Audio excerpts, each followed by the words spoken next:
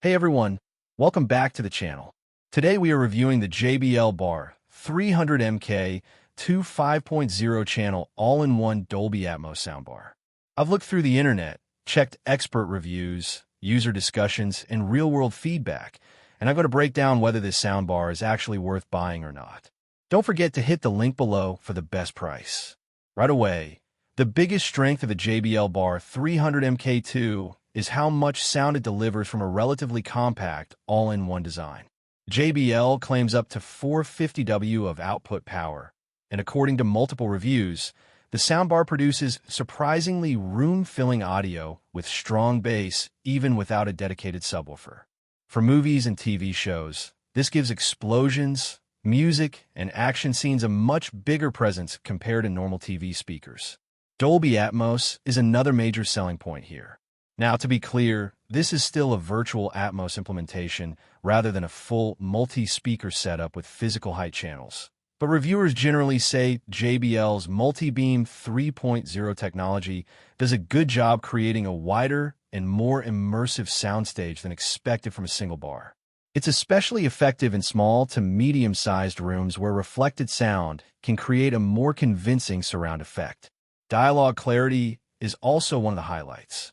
JBL's PureVoice 2.0 feature focuses heavily on making speech easier to hear during action scenes or lower volume listening.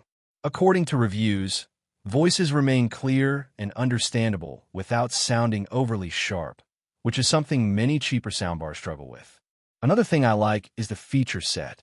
You get HDMI eARC support with 4K Dolby Vision pass-through, Bluetooth, AirPlay, Chromecast, Wi-Fi streaming, and the JBL ONE app for setup and customization. The setup process is also designed to be beginner-friendly with automatic sound calibration, so you don't need to manually tune everything yourself. One advantage people mention online is that this soundbar works very well for users who want simplicity. There's no separate subwoofer taking up space, no rear speaker wiring, and the system still delivers noticeably better sound than built-in TV speakers. Some Reddit users even mention that it performs surprisingly well in small and medium rooms despite being a standalone unit. Now let's talk about the limitations, because there are definitely some important ones. First, while the Atmos effect is decent, it still cannot fully compete with true surround systems that include dedicated rear speakers and upward firing drivers. Reviews consistently point out that the surround virtualization is impressive for the size, but not comparable to a full home theater setup. Bass performance is strong for an all-in-one soundbar, but if you're someone who wants extremely deep cinematic low-end rumble, you may still prefer a system with a dedicated subwoofer. Another thing mentioned in reviews is that at very high volume levels, the sound can become less refined and slightly harsh. There are also some setup-related discussions online regarding Dolby Atmos compatibility depending on TVs, HDMI connections, and streaming devices.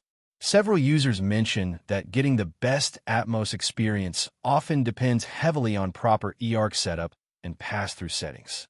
So while the soundbar supports Atmos, your TV and source device configuration still matters.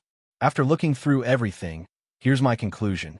If you want a compact premium soundbar with strong movie performance, clear dialogue, immersive virtual surround sound, and modern streaming features without needing extra speakers everywhere, then yes, the JBL Bar 300 MK2 is definitely worth considering, especially for apartments, bedrooms, or living rooms where simplicity matters.